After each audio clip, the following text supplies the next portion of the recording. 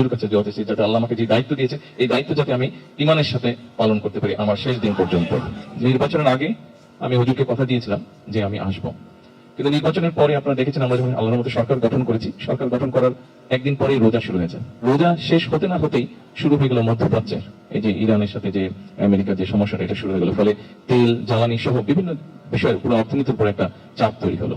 এই বিভিন্ন কারণে বিভিন্ন বিষয়ে দেখভাল করতে গিয়ে আমার আসতে দেরি হয়ে গেছে। তারপরে আমি আল্লাহর কাছে হাজারো শুকরিয়া জানাই যে আজকে আল্লাহ আমাকে সেই রহমত দিয়েছেন, আমি এসে আমার সালামটা হুজুরকে আজকে দিতে পেরেছি। আপনাদের প্রত্যেকে আমি আরেকটা কারণে শুকরিয়া আদায় করতে চাই, আপনাদের কাছে ধন্যবাদ জানাতে চাই। বিগত নির্বাচনের সময় আমরা একসাথে থেকে কাজ করে যেভাবে দেশকে বিপদের হাত থেকে আমরা মুক্ত করেছি, সেই জন্য এখানে আপনাদের সারা দেশময় আপনাদের যারা আছে সহকর্মীবৃন্দ আছে তারা কাজ করেছেন, ফলে আমরা দেশকে একটা বিপদ থেকে আমরা রক্ষা করতে পেরেছি।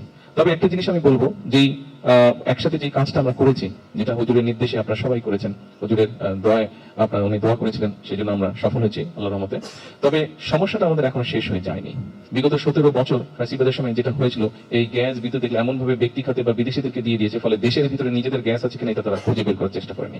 নামটা বলবো না, কিন্তু আপনারা জানেন যে এমন ভাবে তারা কাজটা করেছিল যাতে আশপাশের দেশ নিজেরা এখান থেকে কূপ খনন করে গ্যাস নিয়ে যাচ্ছে, দেখা যাচ্ছে হয়তো খোঁজ খবর করে দেখা যাচ্ছে বাংলাদেশ গ্যাস নিয়ে তারা ওই দিক থেকে টেনে নিয়ে চলে যাচ্ছে, কিন্তু বাংলাদেশের নিজস্ব খনি, এই ফ্যাসিবাদের সময় নিজস্ব খনি তারা, এই যে আমাদের যে বাপেক্স আছে তাদেরকে কোনো কাজ করার সুযোগ দেয়নি, তারা স্কোপই দেয়নি কাজ করার, বিদেশিদের হাতে তুলে দিয়েছে। তো এই যে পরিকল্পনাহীন ভাবে যে কাজ করা আছে, অথবা কাউকে ব্যক্তি স্বার্থ উদ্ধারের জন্য কাউকে কাজগুলো দিয়ে দেওয়া আছে, ফলে হয়েছে কি এটার সমস্যা, এই যে বেশ কিছুদিন ধরে ধরেন গ্যাসের একটা দুর্ঘটনার জন্য গ্যাসের একটু সমস্যা আছে, আশা করি ইনশাআল্লাহ আল্লাহর মতে আগামী 5-7 দিনের মধ্যে এটা ঠিক হয়ে যাবে, সমস্যা কিছুটা কমে আসবে। বিদ্যুতের সমস্যা আছে আমরা জানি, কিন্তু ওই যে ফ্যাসিবাদের সময় পরিকল্পনাহীন ভাবে যে কাজগুলো হচ্ছে, ফলে তার খেসারত তারা কিন্তু অর্থ করে নিয়ে গেছে, কিন্তু তার খেসারত এই দেশের মানুষকে এখন দিতে হচ্ছে। ফলে এই সবগুলো বিষয় একটা পরিকল্পনা গ্রহণ করতে হচ্ছে আমাদেরকে।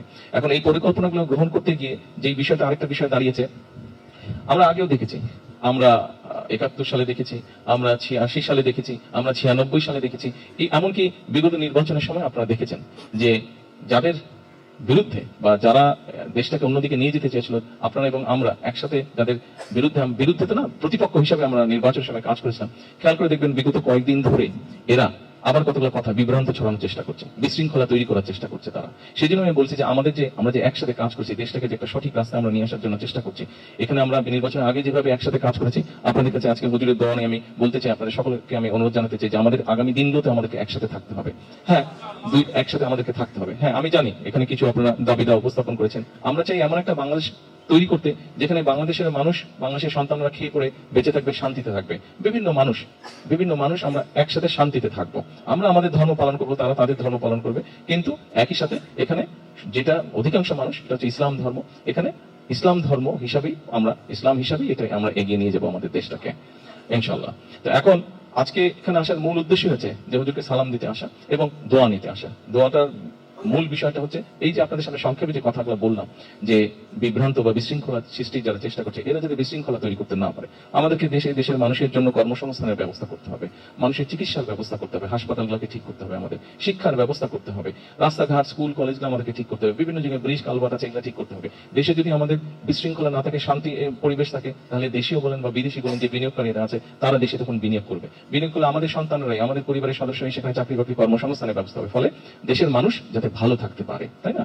আমাদের দায়িত্ব যেহেতু আল্লাহ তাআলা আমাদেরকে দায়িত্বটা দিয়েছে, আল্লাহর মতে আমরা সরকার গঠন করেছি, এই সরকারে কিন্তু আপনারা হয়তো সরাসরি ভাবে সরকারে নেই, কিন্তু আপনারা সরকারের সহযোগী হিসাবে আছেন। সেই জন্য সরকারের যে দায়িত্ব, দেশের মানুষকে সঠিক পথে পরিচালিত করা, দেশকে সঠিকভাবে সেই দায়িত্ব কিন্তু সাথে আমাদের একার না। আমরা নির্বাচনের আগে যুদ্ধ করেছি একসাথে, নির্বাচনের পরে আমরা ইনশাআল্লাহ দেশ গঠনের কাজ করবো একসাথে। তো আজকে মূল যেই কারণে আমার এখানে আসা, যেটা স্বরাষ্ট্রমন্ত্রী বলেছেন, প্রথমত আমি যে ওয়াদাটা করেছিলাম হুজুরের কাছে, সেই ওয়াদাটা আমি আজকে রক্ষা করলাম, হুজুরকে আমি সালাম দিলাম, এবং যাওয়ার সময় আমি দোয়া নিয়ে যেতে চাই যাতে যেই কথাগুলো আমরা দেশের মানুষকে বলেছি, যেই প্রতিশ্রুতি আমরা দেশের মানুষকে দিচ্ছি তাদের ভাগ্য পরিবর্তনের জন্য, আল্লাহ যাতে আমাদেরকে রহমত করেন, সেই প্রতিশ্রুতি যাতে আমরা রক্ষা করতে পারি, তাই না? একজন মুসলমান হিসাবে আমরা যদি একজন মুসলমান হিসাবে বিবেচনা করি নিজেকে, তাহলে সেটা যেই হোক, যখন আমরা একটা জবান দিই কাউকে, সেই জবানটা আমাদেরকে রক্ষা করতে হবে, তাই না? জবান যদি রক্ষা করতে না পারি তাহলে তো কথাটা কাজটা ঠিক হলো না। তো সেই জন্য আমরা মানুষকে আমরা বলেছিলাম যে আমরা আপনাদের জন্য ভালো কিছু করতে চাই। আসুন আমরা হাত তুলে আল্লাহর কাছে দোয়া করি, আল্লাহ যাতে আমাদেরকে সেই রহমত দেন, যাতে আমরা দেশের মানুষের জন্য ন্যায় বিচার প্রতিষ্ঠা করতে পারি, দেশের মানুষের জন্য ভালো কিছু করতে পারি, যাতে দেশের মানুষ শান্তিতে থাকতে পারে।